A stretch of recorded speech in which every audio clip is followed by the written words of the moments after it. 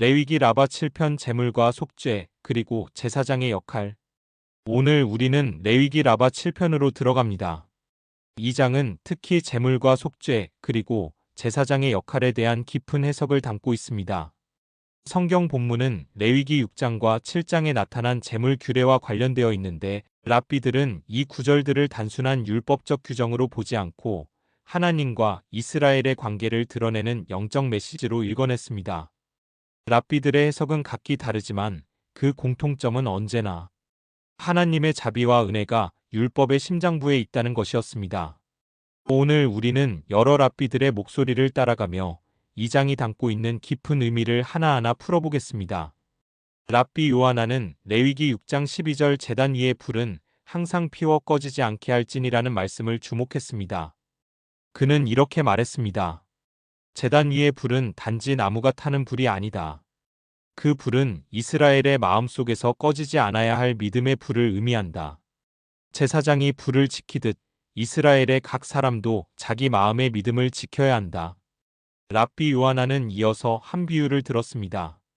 한 왕이 병사를 보내며 이렇게 말하였다. 너의 횃불을 꺼뜨리지 말고 끝까지 지켜라. 만일 그가 어두운 길에서 횃불을 꺼뜨리면 적에게 붙잡히게 된다. 그러나 횃불을 끝까지 지키면 안전하게 왕에게 돌아올 수 있다. 이스라엘의 믿음도 이와 같다. 제단의 불은 곧 믿음의 상징이다. 랍비 아키바는 속죄제에서 흘려진 피에 주목했습니다. 그는 말했습니다. 피는 생명이다. 하나님께서 피로 속죄를 명하신 것은 단순한 의식이 아니다. 이스라엘이 죄를 지었을 때 그 죄는 마치 영혼에 상처를 입힌다. 피가 뿌려질 때 그 상처가 씻겨지고 새 생명이 주어진다. 아키바는 또 이렇게 강조했습니다. 사람들은 종종 왜 하나님께서 제물을 받으시는가? 라고 묻는다. 그러나 제물은 하나님께서 우리를 위해 주신 언약의 표적이다. 제물의 피가 흘려질 때 이스라엘은 자기 죄를 보며 동시에 하나님의 자비를 본다.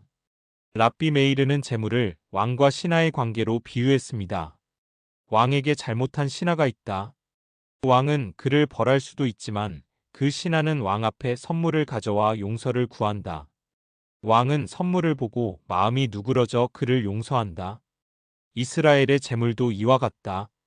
이스라엘이 죄를 지으면 하나님 앞에 선물을 가지고 나아간다. 하나님은 그 선물을 보시고 자비로 그들을 용서하신다. 그러나 메이르는 덧붙였습니다. 왕이 선물만 보고 용서하는 것이 아니다. 왕은 신하의 진심을 본다. 마찬가지로 하나님도 단지 제물만 보시는 것이 아니라 회개하는 마음을 보신다. 시므온 벤 요아이는 제물의 불과 의인의 눈물을 연결했습니다. 제단 위에서 불이 타올라 제물을 삼키듯 의인의 눈물은 하늘의 문을 열고 하나님의 자비를 불러온다. 때로는 제물보다 의인의 기도가 더 강력하다. 그러나 하나님은 이 두 가지를 함께 두셨다. 제단의 불과 의인의 눈물은 함께 이스라엘을 살린다. 랍비 타누마는 제물 자체를 하나님의 은혜로 보았습니다. 하나님은 우리의 죄를 벌할 권리가 있으시다. 그러나 하나님은 우리를 멸망시키는 대신 제물로 속죄할 길을 열어주셨다. 제물은 인간이 하나님께 드리는 것이 아니라 하나님이 인간에게 주신 은혜의 통로였다. 그는 이렇게 덧붙였습니다.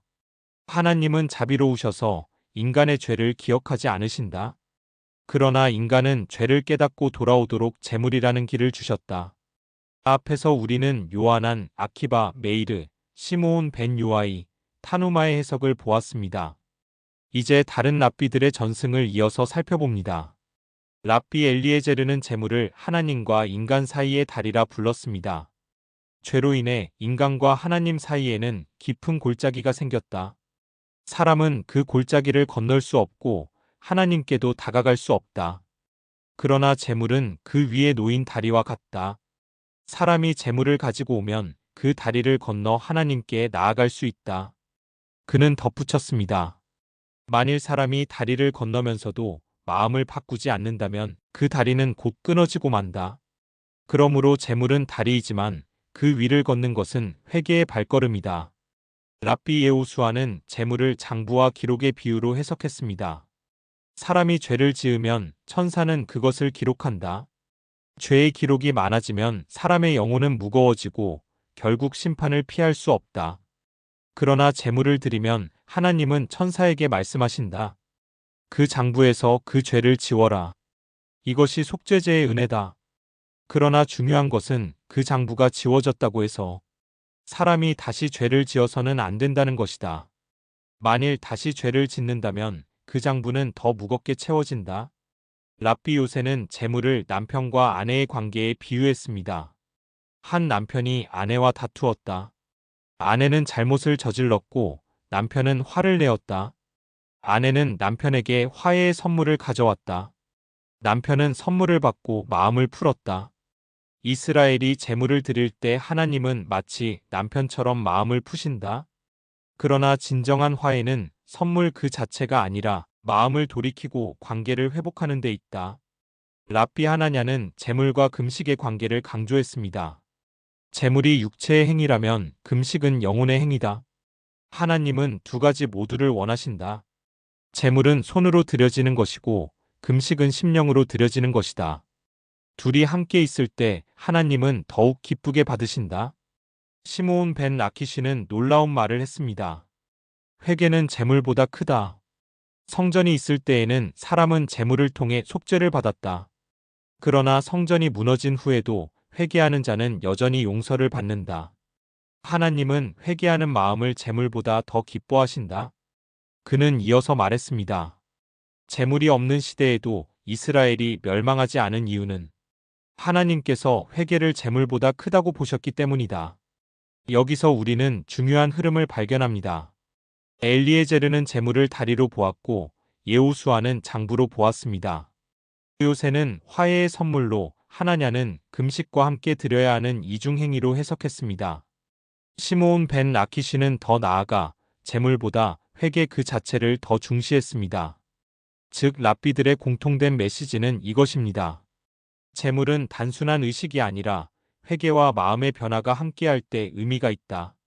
이제 우리는 랍비들의 해석 속에서 제물이 단순히 동물을 잡아 바치는 행위가 아니라 하나님과 인간을 이어주는 영적 다리임을 보았습니다. 그러나 더 중요한 것은 그 다리를 건너는 우리의 회개의 걸음입니다.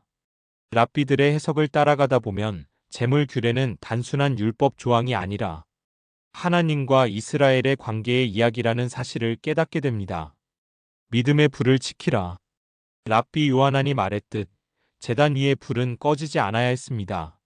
이는 단순한 제사의 절차가 아니라 우리의 믿음의 불이 꺼지지 않도록 늘 깨어 있어야 한다는 영적 교훈을 줍니다. 피는 생명이다. 랍비 아키바가 강조했듯 피는 단순한 제물이 아니라 생명입니다. 속죄는 하나님께서 생명을 통해 우리를 다시 살리시는 은혜의 역사임을 기억해야 합니다. 제물은 다리다. 랍비 엘리에제르는 제물을 하나님과 인간 사이의 다리라 했습니다. 그러나 다리를 건너는 것은 회개의 발걸음입니다. 우리도 주님의 은혜의 다리를 건너려면 진실한 회개로 발을 떼야 합니다. 회개는 제물보다 크다. 랍비 시므온 벤 라키시는 제물이 없는 시대에도 회개가 더 크다고 말했습니다. 우리 역시 의식이나 형식보다 하나님 앞에 진실한 회개가 더 중요함을 기억해야 합니다.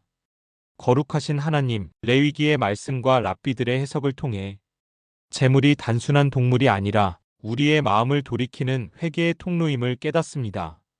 주님, 저희의 믿음의 불이 꺼지지 않게 지켜주옵소서. 우리의 삶에서 죄로 인해 무너진 다리를 속죄의 은혜로 다시 세워주옵소서. 겉모습의 제사가 아니라 진실한 눈물과 회개로 주님 앞에 나아가게 하시고 오늘도 주님의 자비를 힘입어 새롭게 걷게 하옵소서. 예수 그리스도의 이름으로 기도드립니다. 아멘. 사랑하는 여러분, 하나님은 제물을 통해 이스라엘을 용서하셨고 오늘은 회개하는 우리의 마음을 통해 우리를 새롭게 하십니다. 여러분의 마음에 믿음의 불이 꺼지지 않기를 축복합니다. 여러분의 삶이 하나님과 연결된 다리 위에서 흔들림 없이 걸어가길 바랍니다. 그리고 여러분의 눈물이 하나님의 자비를 여는 기도의 불꽃이 되기를 기원합니다.